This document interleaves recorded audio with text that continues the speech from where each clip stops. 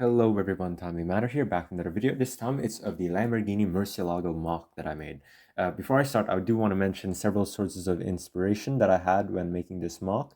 First of all, the G Bricks. I took inspiration from his Murcielago MOC in creating the front section and the rear section of the car.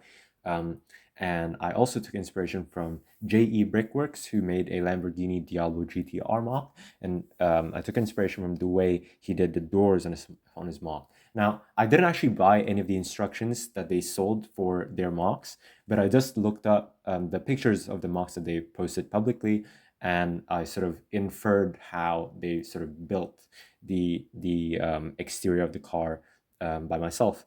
And I'm really happy with how this came out. I also, when I was making the front of the car, I did consider the way Brick Engineering dude did his Murcielago at the front. So yeah, credit to him as well for making some really cool Murcielago MOCs too. So let's get right into it. First of all, I wanted to set out the parameters that I had with the car, building the car, and that was to use a canopy piece and to use the new Speed Champions chassis piece, because I wanted to get in a decent amount of interior space for the minifigures. I wanted to be a car that could at least fit minifigures with thin hairstyles, and helmets, of course, if I wanted to have them wear helmets. Um, and I wanted to have the build to be tapered, so the front would be 8 studs while the rear would be 8 plus. I did try to do an 8.8 stud wide build at the rear. Didn't really work out. It did, but the end result was quite sort of chunky at the rear, really complicated the rear lights section. So I changed it to a 9 stud wide build. I rounded up, and that actually made it a lot easier. If you've seen the G-Bricks' Lamborghini Murcielago, you can see the rear is quite similar. I did the same technique ish that he had at the rear. Like I said, I didn't actually buy his instructions, so I just inferred how he did it. But honestly, I wouldn't have come up with this. This is really genius, the way he sort of decided to do something like this. I want to show it to you how I came up with this how execution. And he might have executed this differently. I don't know. But for me, at least, this is how I came up with it, and it's really smart, really cool stuff. So he started out with these wedge pieces at the bottom here. And I think these wedge pieces are angled at 45 degrees. So this is 45 degrees. He makes a sub-assembly like this. All of this stuff that I'm showing you now, you can see clearly on the pictures of the MOC that he has. He adds some additional wedge plates, and then he uses these bracket pieces to attach the lights, and he places them like this. Now, I came up with the idea of using this plate to just line up the whole thing. He might have done something differently. I'm not sure. But so this plate slides into that hole right there, just to keep everything from sliding side to side. And now these are at 45 degrees as well. So 45 degrees at the bottom, 45 degrees at the top. This becomes flat, perfectly flat, 90 degrees. So afterwards, he just uses these sort of half panel pieces right here. And he attaches those using some studs on the side construction like that. And then you can fit it in at the top, and it covers the lights at the center. And it's just such a clean build. Like, look at how that fits in so nicely. It's genius. I actually bought the instructions that he made for the Centenario. So I did make some slight changes to it, but it's basically mostly his design that you see right here.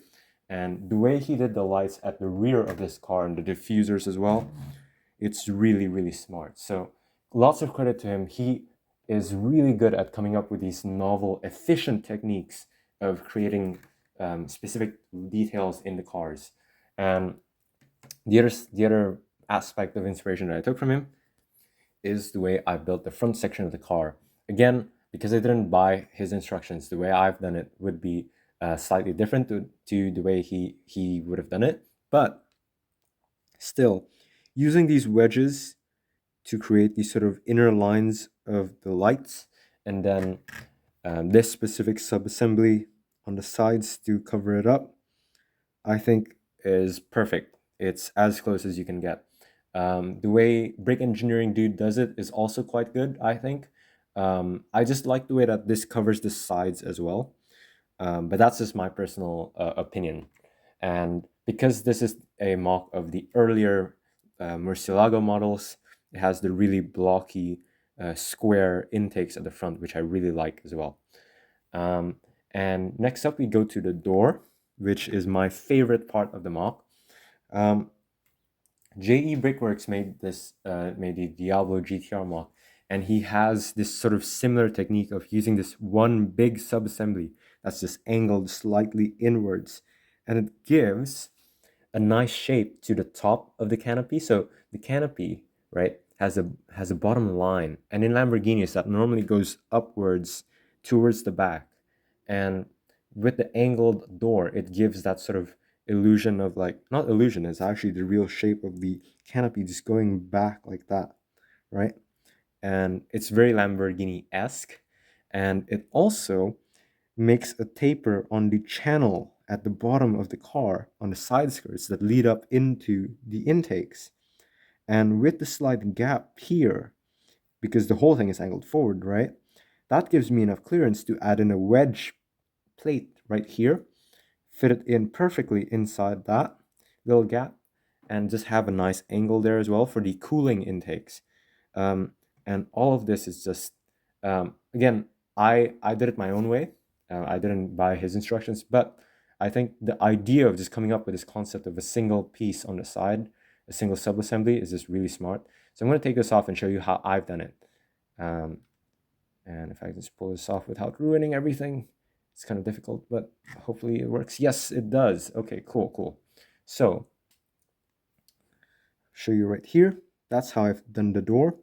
Have this clip with a bar connecting into these two 1x2s with the holes in them and the rounded edges. Benefit of using that technique is that this bar can fit in at any depth that I want. Obviously, I can adjust it, and it can rotate as well. And it's connected. I'm not sure if you'd be able to see this. Let me just get the camera focused. There you go. A pistol is attached right there in studs on the side brick, and it's angled upwards slightly, right? And because the pistol is sort of a bar all throughout, this clip can attach there, and it is free to slide forward and back. Because of the way it's attached to the door, it can angle up and down, and because the pistol is attached on the side, it can go up and down as well. So the entire door can go up and down like that. And because the clip is attached like this as well, the door, when you look at it from the front, the door can also turn inward slightly if needed. So lots of room for movement in the way these are attached. And this tile right here is simply attached by a straight clip like that. So you can see that's the only range of movement, but that's enough. So if I just, let me just fix the angle right there. So if I just pop this back onto the clip, right, click, there you go. That's the perfect angle. And at the front here, I've used this 1x2 wedge curve instead of the fully covered one, because this is actually slightly shorter than two studs. So it gives the door a bit of clearance to lean forward and get that angle as well. So credit to JE Brickworks for coming up with that idea. And I think I'm really happy with the way I executed it in this mock specifically.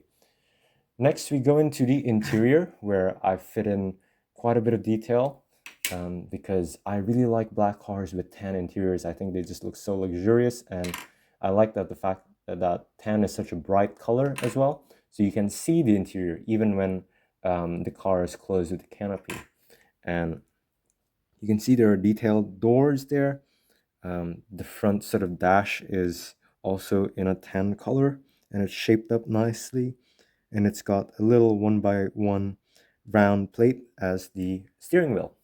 So that is a full tour of the Lamborghini Murcielago MOC that I've made.